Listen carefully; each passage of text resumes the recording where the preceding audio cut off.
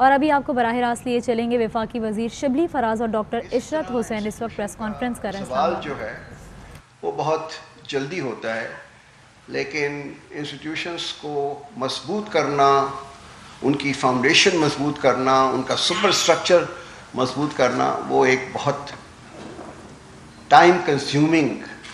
Process ہوتا ہے، اس میں بڑا وقت لگتا ہے. تو سب سے پہلے جو پرائم منسٹر صاحب کا ایک فرسٹ پرائرٹی تھی کہ جتنے بھی اپوائنٹمنٹس ہم ان انسٹیٹیوشنس کے ہیڈس کے، چیف ایگزیکٹو ہوں یا ان کے مینیجنگ ڈائریکٹرس ہوں یا ڈائریکٹر جنرلس ہوں، ایک شفاف اور کمپیریٹیو میرٹ بیس سسٹم پر ہونے چاہیے. تو سب سے پہلے ہم کیبنٹ کی سمری لے کے گئے کہ سلیکشن پروسیجر کیا ہونا چاہیے.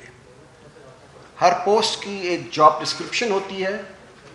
اس کے ایلیجبلٹی کرائٹیریا ہوتے ہیں کہ اس پوسٹ کے لیے کیا لوگ جو ہیں وہ اپلائی کر سکتے ہیں. وہ اپلیکیشنس آتی ہیں، اس کی ایک شارٹ لسٹنگ کمیٹی بیٹھتی ہے، وہ شارٹ لسٹ کرتی ہے، اور شارٹ لسٹ کرنے کے بعد ایک 10 آدمیوں کا یا 12 آدمیوں کا ایک panel of candidates short list کر کے انڈیپینڈنٹ سلیکشن بورڈ ہوتا ہے، جس کو منسٹر انچارج کے علاوہ باہر سے ایک ایکسپرٹ اس فیلڈ کا وہ بھی اس میں سلیکشن بورڈ میں ہوتا ہے. پھر اسٹیبلشمنٹ ڈویژن ہوتا ہے اور دوسرے لوگ ہوتے ہیں، اور وہ انٹرویو کرتا ہے، اور ان کو مارکنگ کرنے کے بعد پورا ایک 3 کا پینل بناتا ہے، فرسٹ سیکنڈ تھرڈ کا، اور وہ کیبنٹ کے سامنے جاتا ہے. پہلے یہ پرائم منسٹر کی ڈسکریشنری پاورز تھی، لیکن انہوں نے کہا کہ نہیں، ہم جو ہیں کلیکٹیو ججمنٹ ہے، ہم کلیکٹیولی کیبنٹ میں اس کو ڈسکس کریں گے اور اس کے بعد اپروو کریں گے. یہ پاکستان میں یہ پہلی دفعہ اتنا اوپن میرٹ بیس سسٹم ہوا ہے، جس کی وجہ سے ابھی تک 40 سے 45 لوگ جو ہے سلیکٹ ہوئے ہیں، اور اللہ کے فضل سے کوئی اس کو چیلنج نہیں کیا گیا. تو یہ جو ہوگا کہ ہیڈ آف دی انسٹیٹیوشن جب اچھا لے کے آئیں گے کمپیٹنٹ، اس میں اوورسیز پاکستانیز بھی آئے ہیں جو مجھے کہتے تھے کہ جناب ہم نے تو کبھی سوچا نہیں تھا کہ ہم بغیر سفارش کے اور کسی کے کہے بغیر ہم یہاں پر اس نوکری پہ آ سکتے ہیں. وہ اپنا وہاں کا جاب چھوڑ کے آئے ہیں. تو یہ ایک بڑی اچھی بات ہے، لیکن اس کے جو نتائج ہیں وہ فوراً نہیں ہوں گے، کیونکہ وہ آئیں گے، اپنی ٹیم بنائیں گے، نئے لوگوں کو لے کے آئیں گے جو کمپیٹنٹ ہوں، جو انٹیگریٹی کے لوگ ہوں، اور پھر ادارہ جو ہے وہ بڑھ جائے گا. تو اس وجہ سے کہ جب یہ پروسیس چل رہا ہے، تو اس کے ساتھ میں آپ کو یہ بھی بتا دوں کہ ہماری جو پروموشنز ہوتی ہیں، اور شبلی صاحب سینٹرل سلیکشن بورڈ کے ممبر بھی ہیں، اور 21 سے 22 کی جو پروموشن ہوتی ہیں وہ پرائم منسٹر صاحب خود ہیڈ کرتے ہیں. اس میں بھی جتنے بھی ابھی تک سلیکشن بورڈز بیٹھے ہیں، اس میں میرٹ کے اوپر صرف لوگوں کو پروموٹ کیا گیا ہے، سینیورٹی کی بیسس پہ یا کسی کے کہنے پر نہیں کیا گیا. اور یہ لاسٹ بورڈ جو تھا، جس میں کہ 30 نمبر بورڈ کو دیے گئے تھے، یہ چیلنج ہوا تھا، اور جسٹس اطہر من اللہ کا بہت بڑا اس کے اوپر ججمنٹ ہے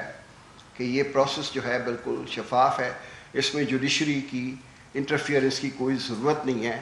اور انہوں نے جتنے پروموشنز تھے ان کو اپہولڈ کیا، اور جو سپرسیڈ ہو گئے تھے ان کو کہا کہ آپ پروموشن آپ کا رائٹ نہیں ہے. تو یہ ایک نئی فضا ہے پاکستان میں، اس کا وقت لگے گا، اور انشاءاللہ اس کے نتائج جو ہیں وہ اچھے ہوں گے، کیونکہ اب لوگ جو ہیں یہ سگنلنگ ایفیکٹ اس کا بڑا زیادہ ہے. اب لوگ محنت کرنے لگے ہیں کہ اگر ہم نے محنت نہیں کی، ہم نے اپنا کام ٹھیک انجام نہیں دیا، تو ہم پروموٹ نہیں ہو سکیں گے. پہلے کوئی تمیز نہیں تھی، ہر آدمی سینیورٹی کے کہ میں تو جی 1950 کا بیچ کا ہوں، میں جب میری سینیورٹی آئے گی میں پروموٹ ہو جاؤں گا، چاہے میں اس کا اہل ہوں کہ نہ ہوں. تو یہ ایک بہت امپورٹنٹ یہاں پر اسٹیپ لیا گیا ہے. دوسرا جو آپ کو سب کو پتہ ہے پاکستانی کے حساب سے کہ ہمارے کچھ ادارے ہیں جو وہ ہماری اکانومی کے لیے ریڑھ کی ہڈی کی طرح کام کرتے ہیں. سب سے بڑا جو اس کا ادارہ ہے وہ ہے فیڈرل بورڈ آف ریونیو. اگر فیڈرل بورڈ آف ریونیو ہماری جو اس وقت ٹیکسیبل انکمس ہیں ان کو اکٹھا کرنا شروع کر دے اس کے اوپر ٹیکسز، تو ہمیں یہ بوروئنگ کی ضرورت نہیں پڑے گی. اس وقت ہم قرضوں کے اتنے جکڑے ہوئے ہیں چنگل میں کہ ہم قرضے لے کر جو پرانے قرضے ہیں ان کو واپس کرنے پڑتے ہیں. تو اگر ہمارا ریونیو بڑھ جائے تو اس سے ہماری جو ڈپینڈنس ہے یہ بوروئنگ پہ، قرضوں پہ، یہ ختم ہو جائے گی. تو پی ایم صاحب کا بڑا سخت اس کے اوپر ایمفیسس ہے کہ ہم نے ایف پی آر میں ایک ٹرانسپیرنٹ پروسیس لے کے آنا ہے جس میں کہ ہیومن انٹریکشن ٹیکس پیئر اور ٹیکس کلیکٹر کا نہیں ہونا چاہیے، کیونکہ ساری جڑ جو ہے وہ یہی ہے کہ جب ٹیکس کلیکٹر اور ٹیکس پیئر کا آمنا سامنا ہوتا ہے تو پھر وہ گٹھ جوڑ ہو جاتی ہے.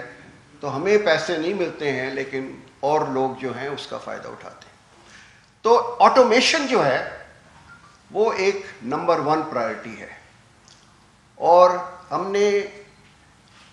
چیف انفارمیشن آفیسر جو ہے وہ لندن میں ایک پاکستانی تھے جو ایچ ایس بی سی میں کام کر رہے تھے، ان کو بلایا ہے